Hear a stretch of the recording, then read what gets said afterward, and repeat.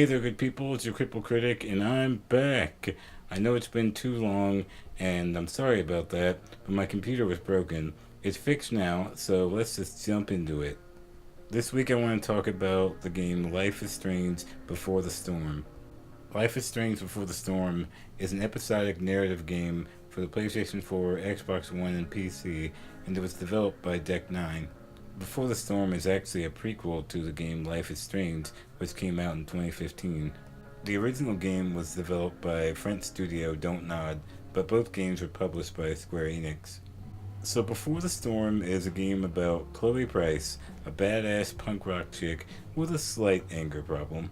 Fuck off, man. Hey, you don't know who I am, do you? No. And I give zero shits. Hey, let me know how that works out for you, bitch.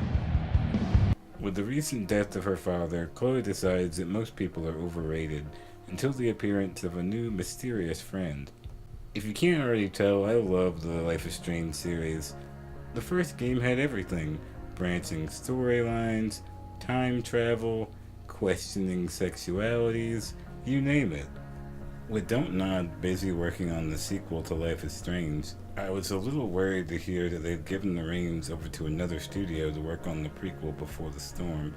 But Deck9 promised that they were huge fans of the original game, and they understood that narrative and strong characters were important to making a good Life is Strange game. Plus, I'd heard that Ashley Burch, the original voice of Chloe in the first game, was actually going to be a co-writer this time in the Before the Storm development team, just to make sure Chloe Price's character was handled properly.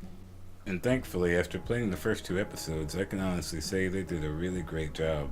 Before the Storm's controls are virtually the same as they were in the first game. I will say they gave the options menu a more stylish interface to match Chloe's rebellious personality, which I think is a really nice touch. If you played the first game though, you probably won't notice much of a difference in controls. If you haven't played the first game, then I would compare Before the Storm's gameplay to Telltale's style of adventure narrative games, meaning it's a lot like a point-and-click game, only in third person, and you'll be interacting with objects, collecting items, solving really simple puzzles, making decisions, and talking to a lot of people. In Before the Storm, you interact with objects and people using X, square, and the triangle button. You move with the left control stick and aim the camera with the right control stick.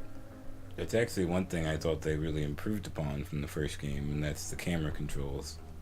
Now when you're walking, the camera does a way better job of following your movements and anticipating where you want to aim. If you want, you can walk a little faster by pressing and holding the R2 button, but it's not much of a speed boost. Don't worry, running is never really required in the game, but it just gets you to wherever you want to go a little quicker. You can access the journal by pressing the touchpad. This lets you read notes, look at character profiles, and text messages. Looking through the journal is also not a requirement. Before the Storm has excruciatingly simple puzzles. I'd say they're even easier than they were in the first game. Most puzzles involve finding the right object or just answering the right question during a conversation. The game never rushes you to finish any of these puzzles, and even if you get stuck, the game basically handholds you through everything. Chloe will eventually give some obvious clue if you wait long enough. Not much of a challenge, but I know that disabled gamers with fine motor skill impairments shouldn't have any trouble at all playing Before the Storm.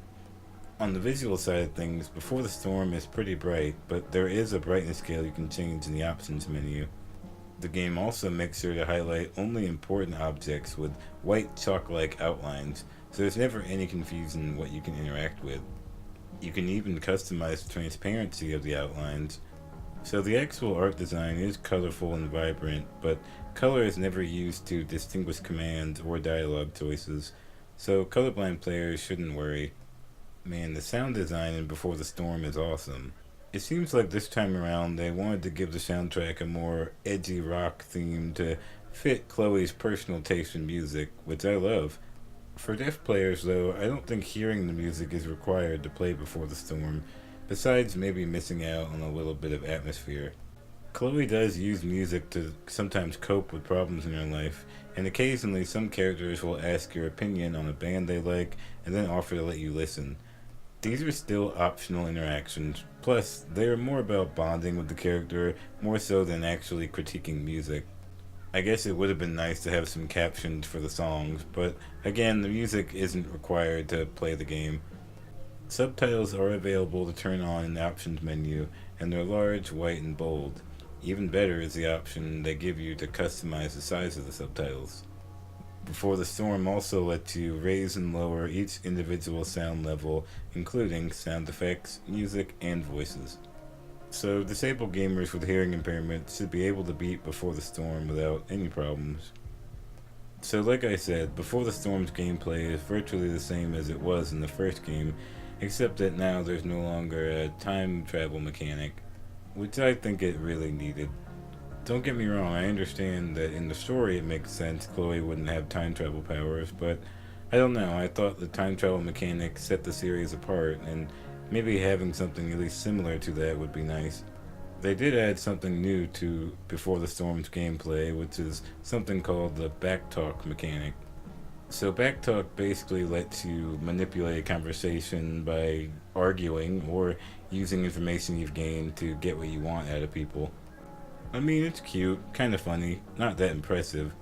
You can definitely tell they were trying to put Chloe's more sarcastic tone into the dialogue, and I think it succeeded in that way.